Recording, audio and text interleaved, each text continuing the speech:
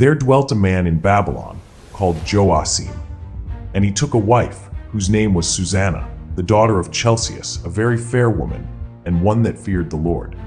Her parents also were righteous, and taught their daughter according to the law of Moses. Now Joachim was a great rich man, and had a fair garden joining unto his house, and to him resorted the Jews, because he was more honorable than all others. The same year were appointed 2 of the ancients of the people to be judges, such as the Lord spake of. That wickedness came from Babylon, from ancient judges, who seemed to govern the people. These kept much at Joachim's house, and all that had any suits in law came unto them. Now when the people departed away at noon, Susanna went into her husband's garden to walk, and the 2 elders saw her going in every day and walking, so that their lust was inflamed toward her. And they perverted their own mind, and turned away their eyes, that they might not look unto heaven, nor remember just judgments. And albeit they both were wounded with her love, yet durst not one shew another his grief. For they were ashamed to declare their lust, that they desired to have to do with her. Yet they watched diligently from day to day to see her. And the one said to the other, Let us now go home, for it is dinner time. So when they were gone out, they parted the one from the other, and turning back again, they came to the same place. And after that, they had asked one another the cause, they acknowledged their lust. Then appointed they a time both together, when they might find her alone. And it fell out, as they watched a fit time, she went in as before with 2 maids only, and she was desirous to wash herself in the garden, for it was hot. And there was no body there save the 2 elders that had hid themselves and watched her. Then she said to her maids, Bring me oil and washing balls, and shut the garden doors, that I may wash me. And they did as she bade them, and shut the garden doors, and went out themselves at privy doors to fetch the things that she had commanded them. But they saw not the elders, because they were hid. Now when the maids were gone forth, the 2 elders rose up, and ran unto her, saying, Behold, the garden doors are shut, that no man can see us, and we are in love with thee. Therefore consent unto us, and lie with us. If thou wilt not, we will bear witness against thee, that a young man was with thee, and therefore thou didst send away thy maids from thee. Then Susanna sighed, and said, I am straitened on every side. For if I do this thing, it is death unto me. And if I do it not, I cannot escape your hands. It is better for me to fall into your hands, and not do it, than to sin in the sight of the Lord. With that Susanna cried with a loud voice, and the 2 elders cried out against her. Then ran the one, and opened the garden door. So when the servants of the house heard the cry in the garden, they rushed in at the privy door to see what was done unto her. But when the elders had declared their matter, the servants were greatly ashamed, for there was never such a report made of Susanna. And it came to pass the next day, when the people were assembled to her husband Joachim, the 2 elders came also full of mischievous imagination against Susanna, to put her to death, and said before the people, Send for Susanna, the daughter of Chelcias, Joachim's wife. And so they sent. So she came with her father and mother, her children, and all her kindred. Now Susanna was a very delicate woman, and beauteous to behold. And these wicked men commanded to uncover her face, for she was covered, that they might be filled with her beauty. Therefore her friends and all that saw her wept.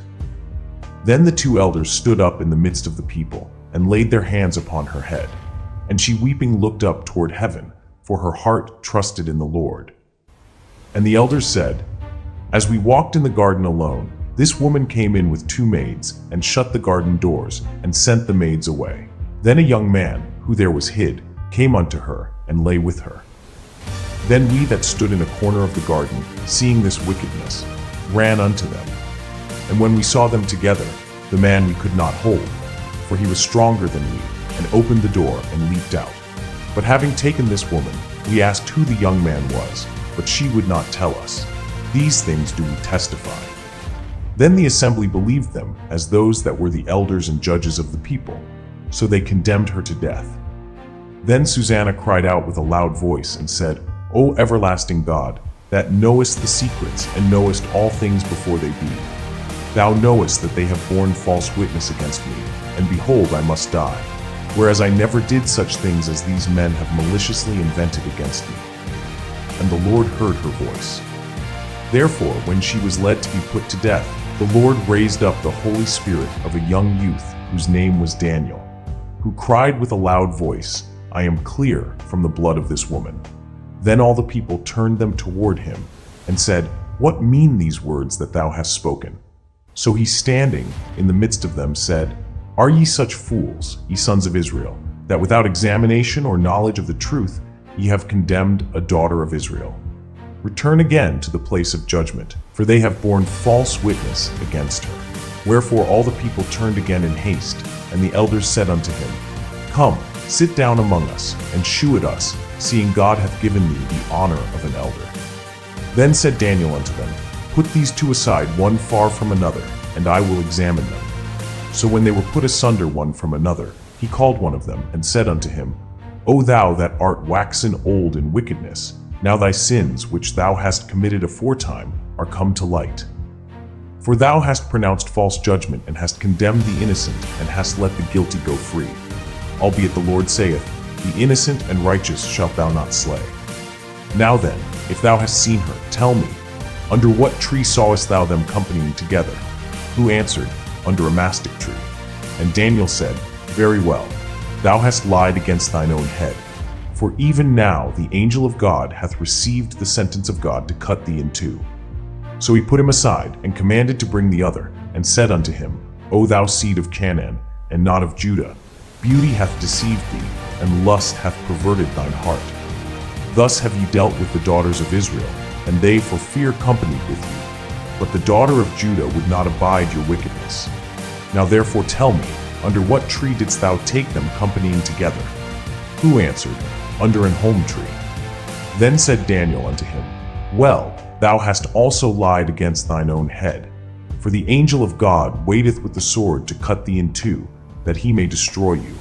With that all the assembly cried out with a loud voice, and praised God, who saveth them that trust in him. And they arose against the two elders, for Daniel had convicted them of false witness by their own mouth. And according to the law of Moses, they did unto them in such sort as they maliciously intended to do to their neighbor, and they put them to death. Thus the innocent blood was saved the same day. Therefore Chelcias and his wife praised God for their daughter Susanna, with Joachim her husband, and all the kindred, because there was no dishonesty found in her. From that day forth was Daniel had in great reputation in the sight of the people.